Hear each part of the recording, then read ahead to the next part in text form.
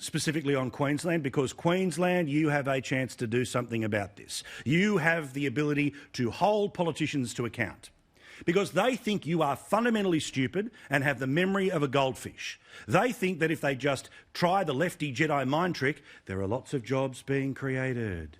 There's nothing wrong with shutting the borders in terms of the economy. You're safe, so you love us.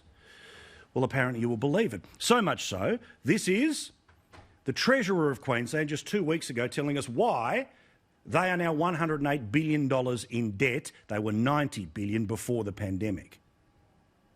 When we can increase our borrowings without increasing the tax burden, it's appropriate that we do so to support the economy and Queensland jobs. Support the economy and Queensland jobs. Where is the national rate? 6.8, but Queensland 7.5. You're only just beating Victoria and it is in lockdown. The Deputy Premier and the bloke who one day hopes to lead the Labor Party, remember, he got a doctorate in unionism, not joking, when he was at university. This is the Health Minister. Do you trust him with spin? We've seen in the federal government's own figures released last week was that Queensland performed better than other states, particularly better than those states that haven't closed their borders, haven't kept their communities as safe from COVID-19. The unemployment rate in New South Wales is well and truly below the one in Queensland, and they are the ones that are taking the burden when it comes to international return visitors. They are the ones who have been able to have the contact tracing. They are the ones that have been able to work out how to live with the virus, not hide behind the paranoia and polling to try to save your backside at an election. And then, of course, there is the pointless puppet Premier, where she also wants you to pretend there's lots of jobs being created. And look how we're going. We've got a strong economic response because of our strong health response. And we can go about our jobs, we can go about our work, we can go about our lifestyle because Queensland has had a solid response to listening to the Chief Health Officer on the health advice. She says, look at the economy. Let's look at the economy, not on part-time jobs, which might be a couple of hours here or there, but actual 40-hour-a-week full-time jobs. The national unemployment rate 6.8%, Queensland 7.5%. 36,000 new full-time jobs. In Queensland, they created 179 full-time jobs. I'm not joking.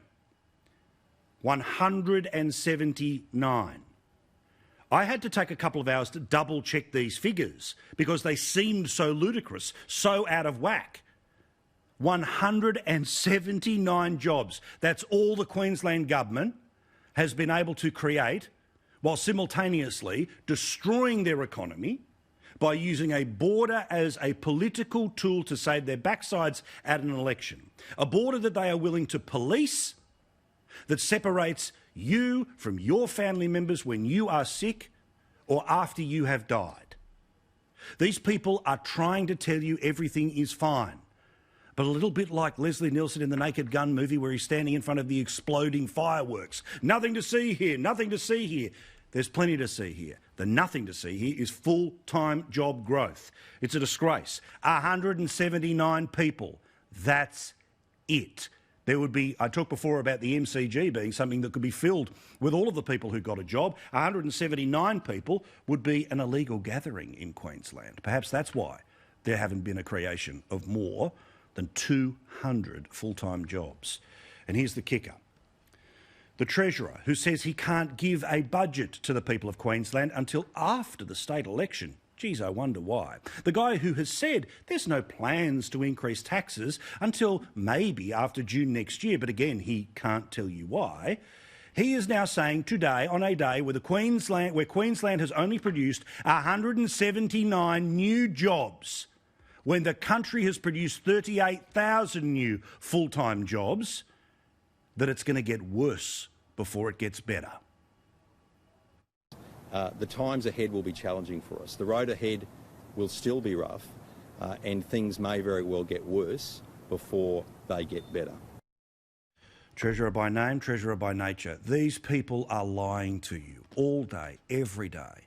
They will use every trick in the book to pretend you can't see what's going on, that you can't see the empty businesses. You can't see the people who've lost their jobs, and you can't see that the dole queue is effectively unchanged when it comes to full-time work. The rest of the country can get on top of this. Queensland should be on top of this, but it's not, because its government is solely focused on re-election, and re-election with one silver bullet idea. A silver bullet idea that separates you from your family members when you get sick. You from your family members after you pass away. And if those people were able to make it over the border to see you in your dying days or be there, perhaps for your funeral, they would of course go into locked hotel quarantine, whereas the AFL, well, they get an entire five-star resort to play around in. Why? Because, as the Chief Medical Officer said herself, they bring money. Real workers' party, right? You got about 40 days left of this mob. Flush them, get the domestos and flush again to get rid of the stain.